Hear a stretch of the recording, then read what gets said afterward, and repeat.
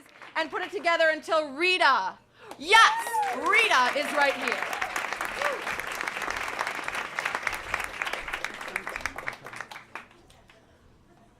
The fate of my first serious relationship would be determined by a car door slam. I met him many years ago in Pittsburgh in September. We were at a party for first-year students at the business school. He told me all about himself in a lot of detail. He was from Long Island. He went to school in Massachusetts. He was a computer programmer. He liked the American League teams better than the National League. And he always had 2 girlfriends. His current status was that he had one in Boston and one in Philadelphia. But then he told me this really charming kind of life story, this plan he had for his life, which was he was going to major in accounting. He was going to get a fancy job in finance, work for a while, make a lot of money. His sister had just started medical school, and he had commissioned her to find him a nice Jewish woman doctor to marry. And while she was setting up her practice, he would quit his job and stay at home and take care of the kids. I thought that was a pretty nice story for a 20-something male. That by the next February, he had dumped the Boston girlfriend. So in his mind, he now had a slot open. So he sent me a Valentine, was actually pretty sweet, and suggesting that I might want to fill that open slot.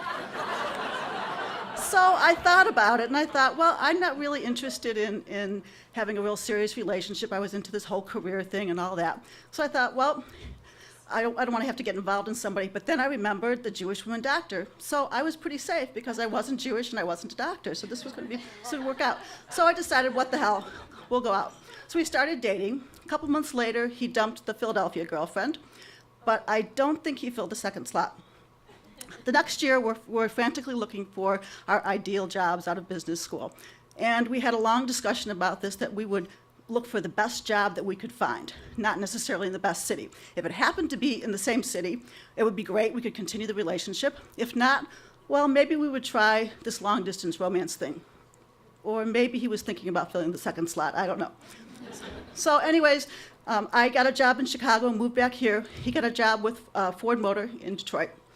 So I was visiting him one weekend, and we were not getting along. We were being pretty nasty to each other.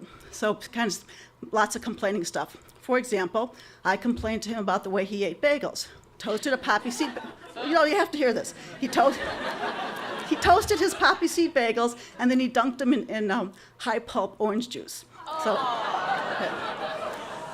All right, and then, but he, in fairness, he had some complaints about me. He alleged that I used excessive force when closing his car door. So we didn't have a whole lot of time that weekend, so we said, look, let's stop arguing and complaining. Let's just be nice with each other. But we knew we had limits to this, so we said, let's be nice for 2 hours. So we agreed that for 2 hours, we could only say nice things to each other, no complaining, no arguing, no correcting. So this was great.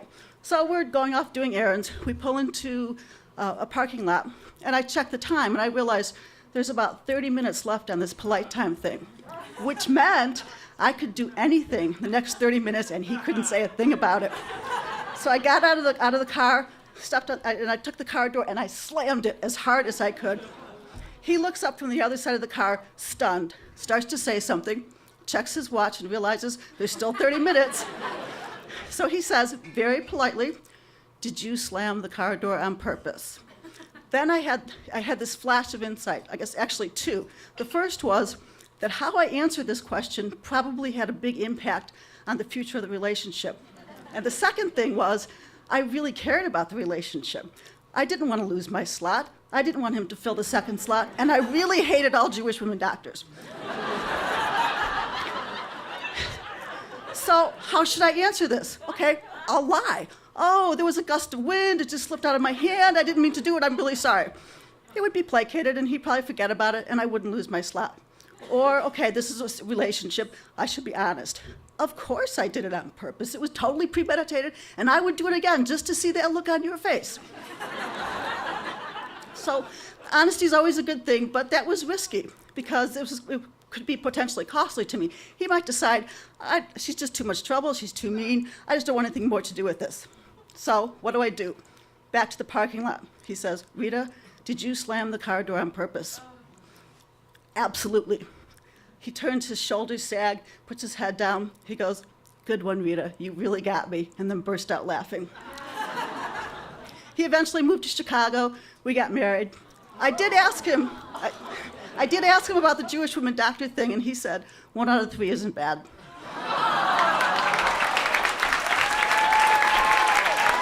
Rita, ladies and gentlemen, that was excellent. Take that in, that's all for you.